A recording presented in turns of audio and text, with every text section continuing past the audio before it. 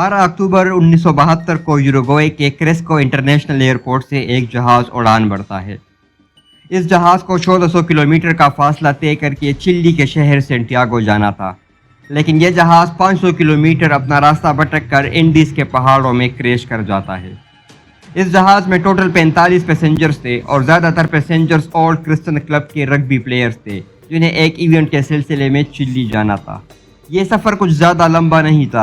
आमतौर पर इस सफ़र में 3 घंटे लगते हैं, लेकिन इस बार कुछ अलग हुआ। इस जहाज़ को वेनेजुएला से लेकर अर्जेंटीना तक 700 किलोमीटर पर फैले हुए एंडीज़ के पहाड़ियों से ऊपर गुजरना था। ये खूबसूरत पहाड़ आगे चलकर इस कहानी में विलन का किरदार अदा करेंगे।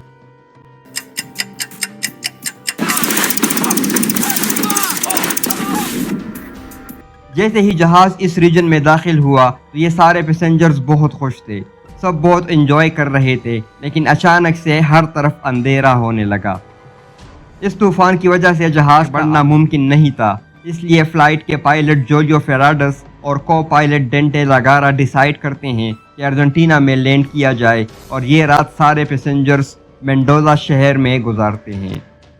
13 अक्टूबर को जब वो सब देखते हैं कि मौसम साफ़ हो चुका है तो यह जहाज़ फिर से टेक ऑफ करता है। इस फ्लाइट ने काफ़ी रास्ता तय कर लिया था और चिली के करीब भी पहुंच चुका था, लेकिन अभी भी एंडस के पहाड़ों में था। अचानक एक बार फिर ख़तरनाक तूफ़ान आया, हर तरफ अंधेरा होने लगा। फ्लाइट का बैलेंस पूरी तरह बिगड़ चुका था। पायलट जहाज़ को बैलेंस करने के लिए हाइट को कम करता है, लेकिन जैसे ही बादल हटने लगे इनके सामने एक बड़ी चट्टान मौत बनकर खड़ी थी। पायलट कंट्रोल को पूरी फोर्स के साथ पुल करता है। वो अपना पूरा जोर लगाता है कि जहाज़ को इस चट्टान के ऊपर से गुजारे, लेकिन अब तक बहुत देर हो चुकी थी। चट्टान और जहाज़ के दरमियान बस कुछ ही मीटर का फासला था। प्लेन का पिछला हिस्सा चट्टान से टकराकर पूरी तरह प्लेन से अलग हो जाता है और इसके साथ कुछ पैसेंजर हवा में ही उड़ जाते हैं। कुछ टाइम बाद प्लेन का लेफ्ट विंग एक और चट्टान से टकराता है। कुछ पैसेंजर्स के साथ प्लेन का अगला हिस्सा 800 किलोमीटर स्लाइड करते हुए एक बड़े चट्टान से टकरा जाता है। ये प्लेन एंडस के खूबसूरत सफ़ेद पहाड़ों में बेयार और मददगार पड़ा रहता है। इस क्रैश के बाद बचे हुए पैसेंजर अपने आप को संभालते हैं। वो इधर उधर हाथ पांव मारते हैं और अपने साथियों को ढूंढने लगते हैं। इन्हें पता चलता है कि पायलट मौके पर ही मर चुका है। एक दूसरे को दिलासा देते देते आखिरकार शाम ढलने लगती है और रात हो जाती है। कुछ ही मिनटों में टेम्परेचर -30 तक पहुंच जाता है। वो ठंड से बचने के लिए एक दूसरे में सिमट कर बैठे थे। इन्हें लगता था कि किसी न किसी तरह ये रात गुजर जाए तो अगले दिन रेस्क्यू टीम इन्हें रेस्क्यू करने के लिए ज़रूर आएगी, लेकिन ये सिर्फ इनके अंदाजे ही थे। किसी न किसी तरह ये रात गुजर गई। अगली सुबह हुई तो ये सब काम करने में लग गए। सबसे पहले इन्होंने अपने मरे हुए साथियों की लाशों को एक जगह किया, फिर प्लेन में जगह बनाने के लिए सीट्स तोड़ने लगे। इसके बाद जितने भी खाने पीने की चीज़ें थी वो सब एक जगह इकट्ठी की ताकि सब लोगों को ज़रूरत के मुताबिक थोड़ा थोड़ा खाना मिल सके। उस दिन उन्होंने एक एक बिस्किट के साथ थोड़ी सी चॉकलेट खाई। ये सब इन्होंने इसलिए किया ताकि इनके पास खाने पीने की जितनी भी चीज़ें थी वो इनके लंबे वक्त तक काम आ सके। इसी दिन 14 अक्टूबर को इनके ऊपर से एक नहीं बल्कि 3 हवाई जहाज़ गुजरे। ये इन्हें ढूंढने के लिए ही आए थे। वो हेल्प के लिए बहुत चिल्लाए, लेकिन सफ़ेद बर्फ़ में इनका सफ़ेद जहाज़ किसी को भी नज़र नहीं आया। जैसे ही अगली रात होने लगी तो इन्हें पिछली रात की ठंड याद थी, इसलिए इनके पास जितने भी सूटकेस और कपड़े थे उन्होंने वो सब इकट्ठे किए और जहाज़ का अगला हिस्सा बंद किया ताकि ठंड अंदर ना आ सके। उन्होंने किसी न किसी तरह ये रात सरवाइव कर लिया। 15 अक्टूबर का दिन शुरू हुआ। इन सबको बहुत प्यास लगी थी और बर्फ़ खाने से इनकी प्यास नहीं बुझ रही थी, तो इनमें से कुछ पैसेंजर ने सीट से मेटल शीट्स निकाले और इन्हें बर्फ़ पिघलाने के लिए इस्तेमाल किया। फिर वो सारे मिलकर इनके पास जितनी भी सूटकेस थे इनसे क्रॉस का निशान बनाने लगे ताकि इनके ऊपर से कोई भी जहाज़ गुजरे तो इन्हें देख सके, लेकिन ऐसा करने से भी कुछ फ़ायदा नहीं हुआ। बिलाखिर वो सारे मिलकर प्लेन का रेडियो ऑन करने का फ़ैसला करते हैं, लेकिन रेडियो ऑन करने के लिए बैटरीज की ज़रूरत थी और बैटरीज अमूमन प्लेन के पिछले हिस्से में होती है, तो इस क्रैश में प्लेन से काफ़ी दूर गिर चुका था। ये सब मिलकर 3 लोगों की एक टीम बनाते हैं जो बैटरीज को ढूंढ कर लाएंगे। ये लोग बैटरीज ढूंढने के लिए निकल पड़ते हैं। لیکن جیسے ہی کچھ دوری پر جاتے ہیں اور پیچھے مڑ کر جہاز کی طرف دیکھتے ہیں تو وہاں سے ان کا جہاز دکھائی ہی نہیں دے رہا تھا۔ یعنی اب تک ان کے اوپر سے جتنے بھی جہاز گزرے تھے کسی نے بھی ان کو نہیں دیکھا تھا۔ کافی دیر چلنے کے بعد اندھیرا ہونے لگا اور یہ ٹیم واپس جانے کا فیصلہ کرتے ہیں، کیونکہ اتنی ٹھنڈ میں پلین سے باہر زندہ رہنا ان کے لیے ممکن نہیں تھا۔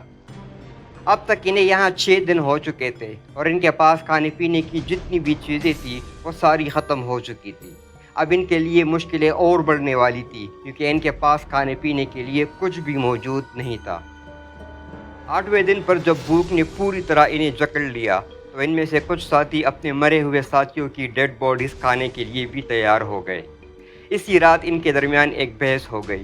ان میں سے ایک پیسنجر روبرٹو نے اپنے ساتھیوں کو ڈیڈ باڈیز کھانے کے لیے منانے کی کوشش کی، لیکن ان سب نے فیصلہ کیا کہ ہمیں کچھ اور دن انتظار کرنا چاہیے، ہو سکتا ہے کہ ریسکیو ٹیم ان کے لیے کوئی مدد لے آئے۔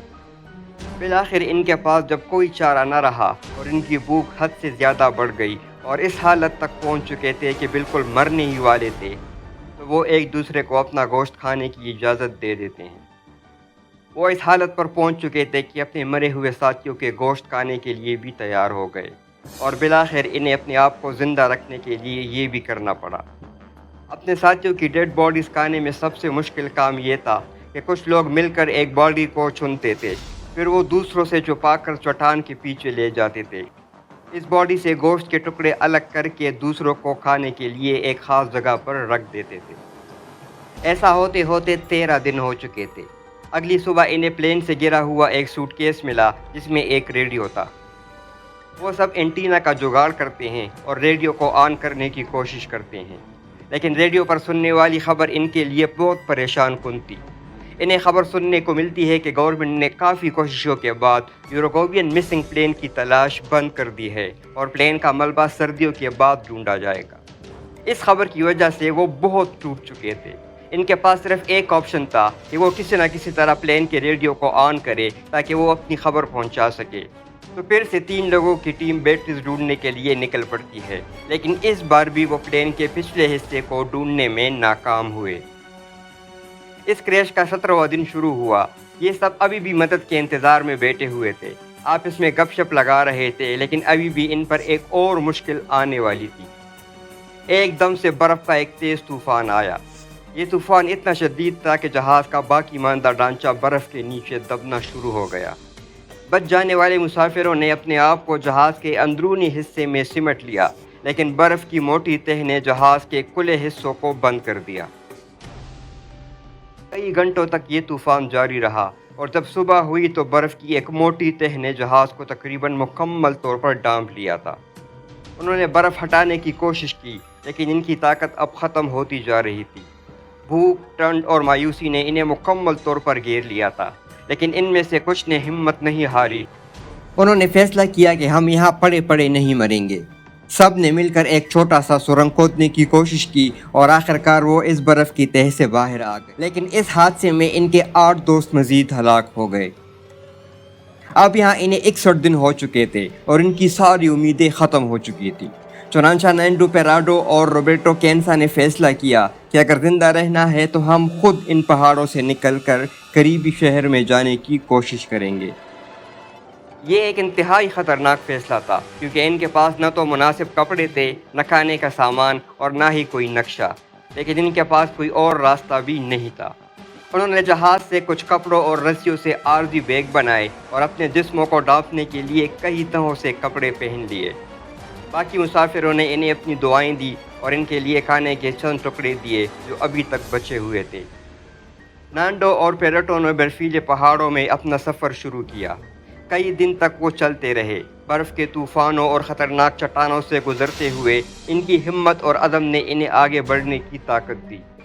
8 دن کے بعد انہیں پہاڑوں پر برف کم لگنے لگی اور انہیں کہیں کہیں چھوٹے موٹے درخت نظر آنا شروع ہو گئے۔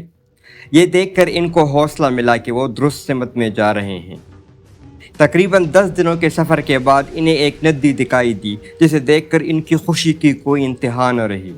وہ ندی میں کود کر پانی پینے لگے۔ پانی پی کر جیسے ہی سر اٹھایا، انہیں ندی کے اس پار ایک چرواہا نظر آیا۔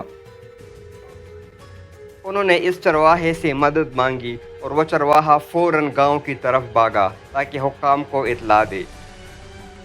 اگلے دن 22 دسمبر 1972 کو تقریباً 70 دنوں کی جدوجہد کے بعد ریسکیو ٹیمیں بالآخر جہاز کے ملبے تک پہنچ گئی۔ ہیلی کاپٹرز کی مدد سے بچ جانے والے مسافروں کو اینڈیز کے پہاڑوں سے نکالا گیا۔ کل 45 مسافروں میں سے صرف 16 مسافر زندہ بچ سکے۔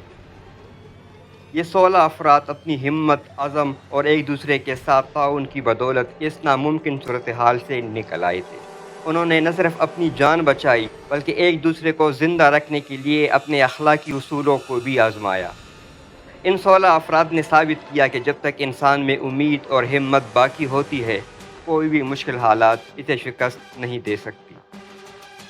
آپ کا اس بارے میں کیا خیال ہے؟ جواب کمنٹ سیکشن میں ضرور دیں، اور ویڈیو اچھی لگی ہو تو ویڈیو اور چینل کو لائک، سبسکرائب اور شیئر ضرور کریں۔